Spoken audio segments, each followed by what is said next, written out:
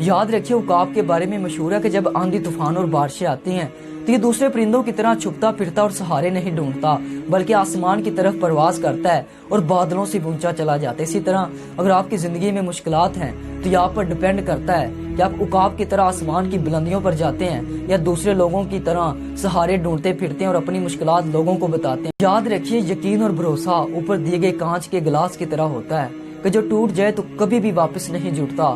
तो मेरी आपसे गुजारिश है कि यकीन और भरोसे को कायम रखिए, फिर ही आपके रिश्ते कायम रहेंगे।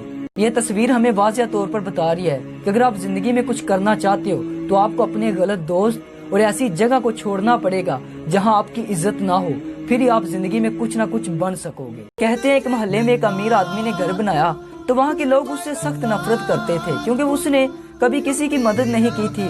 वहाँ पर एक दुकानदार मौजूद था जो लोगों को मुफ्त राशन दिया करता था। एक दूध वाला था जो लोगों को मुफ्त दूध दिया करता था, लेकिन उसने कभी ऐसा नहीं किया था तो लोगों को इस वजह से उससे सख्त नफरत थी। ये सिलसिला काफी देर तक चलता रहा और आखिरकार वो अमीर आदमी मर गया तो लोगों ने उसके जनाजे के साथ जाने की जहमत भी ना की। तो अगले रोज जब वो दूध वाले के पास दूध लेने गए तो उसने दूध देने से इनकार कर दिया और दुकानदार के पास राशन लेने गए तो राशन देने से उसने इनकार कर दिया और कहने लगा कि आपके मुफ्त चीजों के पैसे देने वाला इस दुनिया से जा चुका है। तो यार मेरी आपसे गुजारिश है कि किसी के बारे में फैसला करते वक्त जरा सा सोच जरूर लिया करें, क्योंकि हो सकता है उसका बातन बहुत ज्यादा पाकीज़ा हो।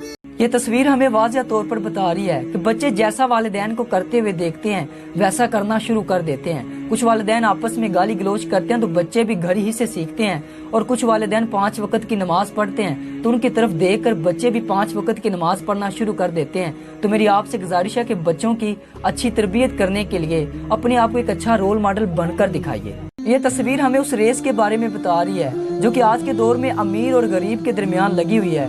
यकीन कीजिए, जिस दिन हमने ये रेस छोड़ दी और एक दूसरे के साथ कंपैरिजन करना छोड़ दिया, उसी दिन हमारी जिंदगी और हमारा पाकिस्तान बदल जाएगा। इस तस्वीर को बयान करने के लिए मेरे पास अल्फाज नहीं, लेकिन मैं बस आपको इतना ही कहना चाहूंगा कि जो अपने वालिदैन से कहते हैं कि आपने हमारे लिए किया ही क्या है, तो मुझे बताएं इससे बढ़कर भी कोई कुर्बानी हो सकती है क्या?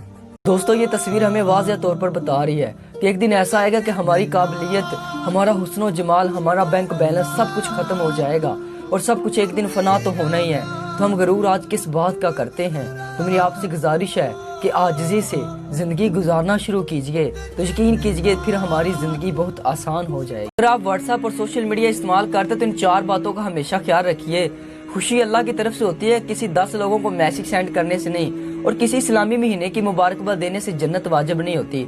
नबी पाक सल्लल्लाहु अलैहि वसल्लम का नाम लेकर और उनकी कसम देकर मैसेज सेंड करना और फॉरवर्ड ज्यादा लोगों को करवाना, ये तो हराम ही करार देना चाहिए। और सबसे बढ़कर अगर आप कोई हदीस या किसी का कौल या कुरान पाक की कोई आयात बयान करते हैं तो इनका जो हवाला है वो कन्फर्म जरूर कर दिया करें।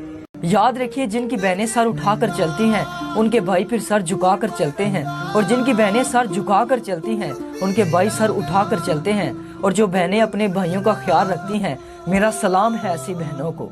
कभी कभी हमारी लाइफ में आया टूटा हुआ पुल बुरा नहीं होता, बल्कि वो हमें ऐसी जगह से जाने के लिए रोकता है जो हमारे लिए सही नहीं होती। इसी तरह हमारी जिंदगी में आने वाली रुकावटें या मुश्किलात बुरी नहीं होती, उनका कोई ना कोई मकसद होता है, हमें उनसे सबक हासिल करना चाहिए। कमाल की तस्वीर है, हजारों सवालों का जवाब है। जिस दिन ये हाथ रोजी रोटी की बजाय चाबी की तरफ बढ़ा तो वो दिन आज़ादी और इनकलाब का होगा। आपकी इस बारे में क्या राय है? कमेंट्स में जरूर इजहार कीजिए।